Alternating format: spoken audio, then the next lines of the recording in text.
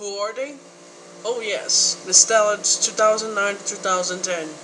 Pictures. Enjoy. For the past 10 years, we've been proud to live life in our imaginations, using them to take the smallest objects and dream them into something bigger at any cost. All it takes is one exchange for us to fall in love with the world and your own life. We're the ones who will never pull you back. And we've never, ever been happier to keep calm and YouTube on for the next 10 years. I have never, ever been happier!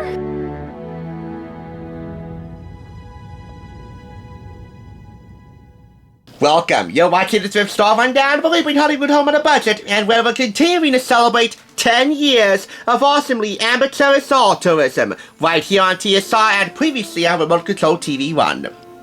I wasn't planning on including this book in the 10th anniversary series, but you know, this show's rich history of simple, smart comedy done right times 6 could not be ignored or denied. I've only done a handful of Friends-related reviews, 6 of them. This, Friends to the End, the one with all 10 years, which I picked up for $5.99, it is David Wild's 10-year follow-up to his first season catch-up book, which I also own and have reviewed. I've also done Season 5 on DVD, the Central Perk cookbook, Cooking with Friends by Jack Bishop of America's Test Kitchen, and the one with the ball. That's the Friends party game. One of many Friends party games that Continental has. So, with only a handful of Friends-related items under my belt, it's safe to say that I've started to become a Friends fan in training over the past 10 years. Now, that Friends fan in training status might evolve over time. Heck, it might even evolve overnight, and for very good reason. It's the confession that you've long awaited for ever since I teased it 24 hours prior. I hope Chandler isn't watching because I'm kind of scared to admit this.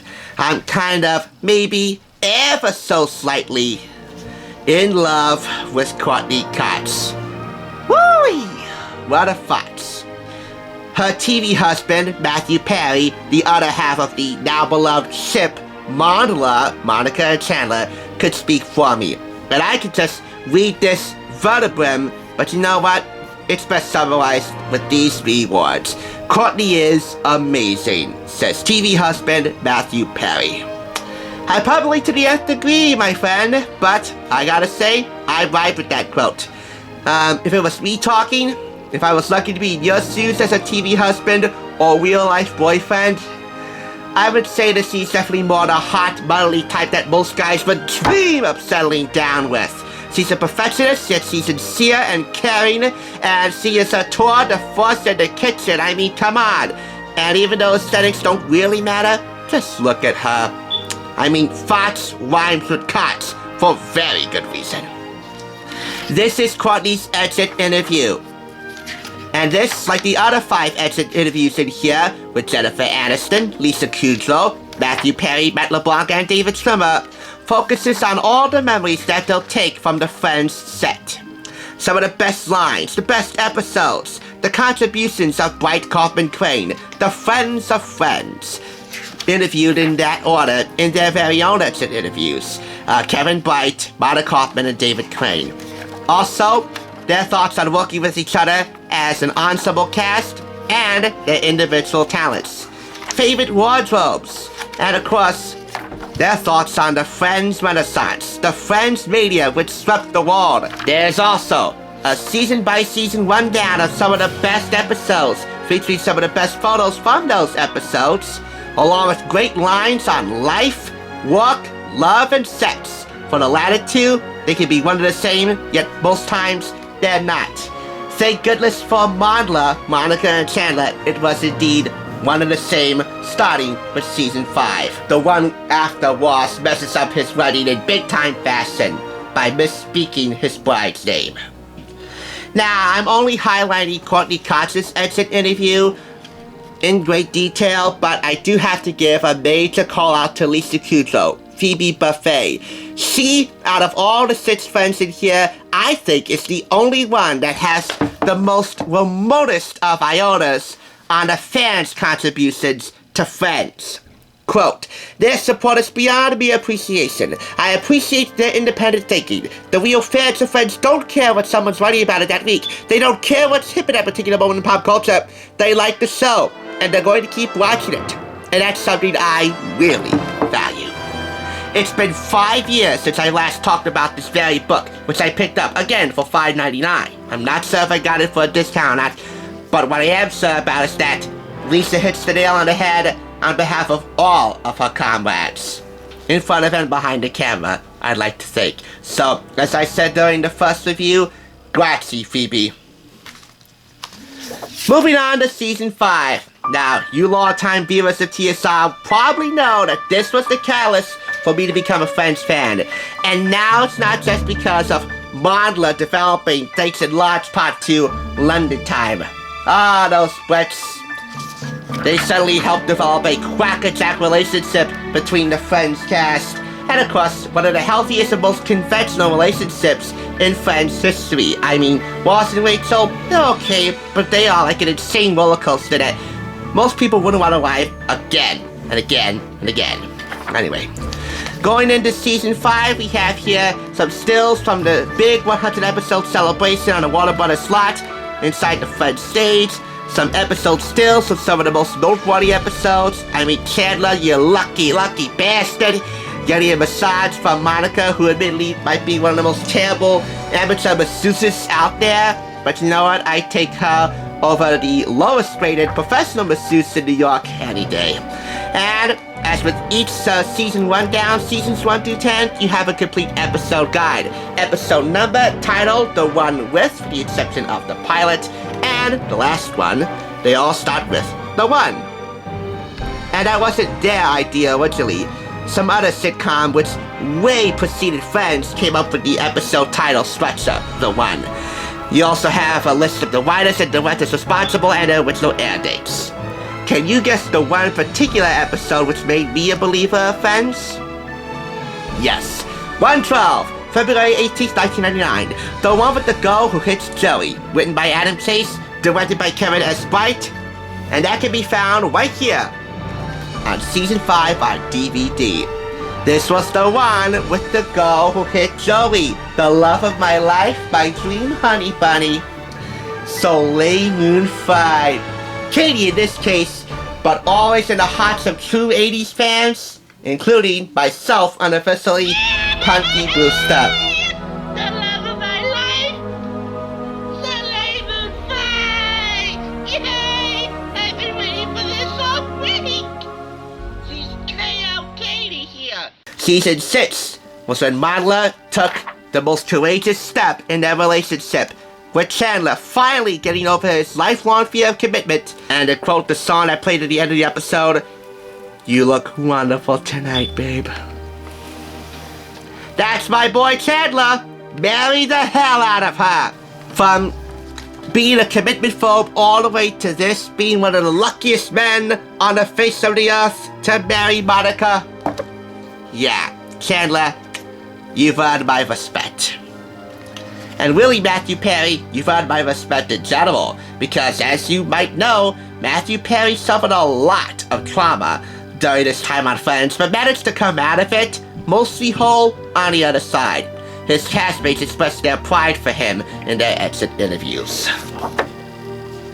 Here are some great lines on life. The winner of which said in the very first one, the pilot. Monica's realistic but welcoming words to Rachel.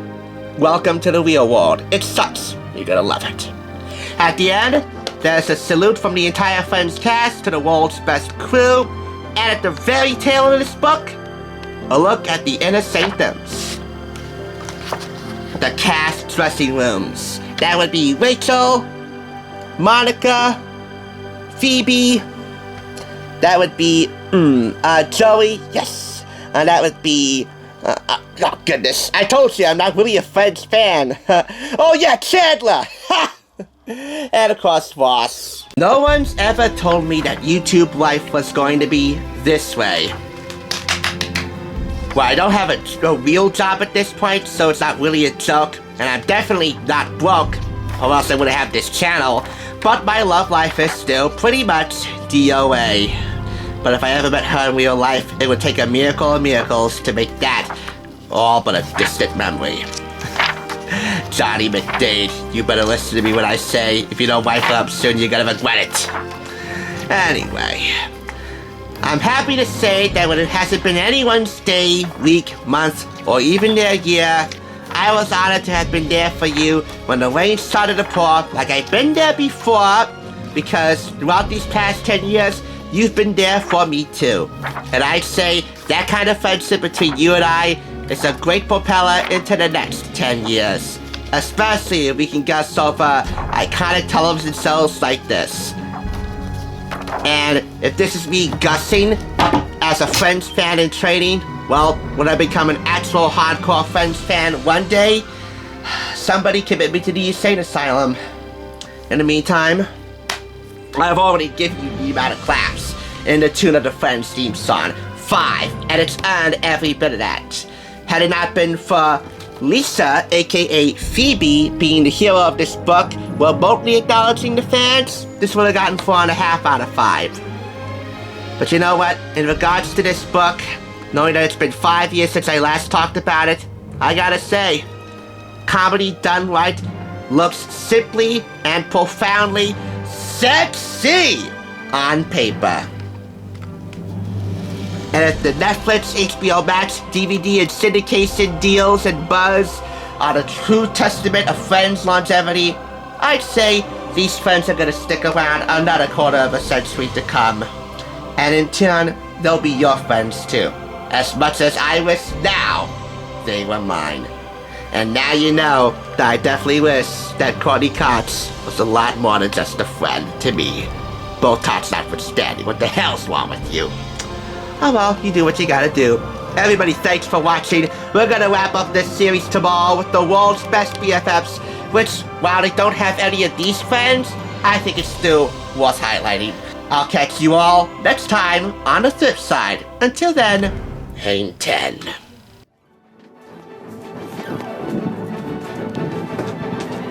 Hello guys, it's David Romero. I'm gonna be famous. It's been 9 years since I had this album. This one's from recent years. I was a little kid, you know, and this was actually school too, as you can see. Yeah, for some reason, this was me. That's me right there. You know, you can remember my face. You know, from the old times, obviously. You know, you can recognize one of them that's in presence right now. George Sanchez, Khalil Howard, Keenan Wallace, which is not my friend anymore. Anthony, yeah, don't forget him. Yes, my old friend Richard is not there anymore.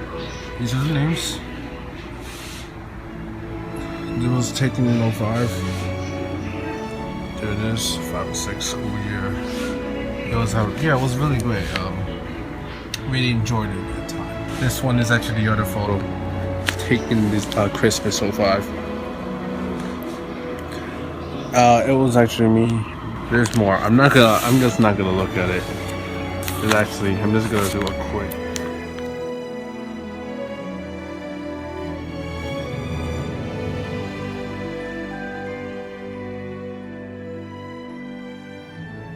Blame on you once again, Brady Bunch chair. That doesn't even look like a Brady Bunch chair. Anyway, good day.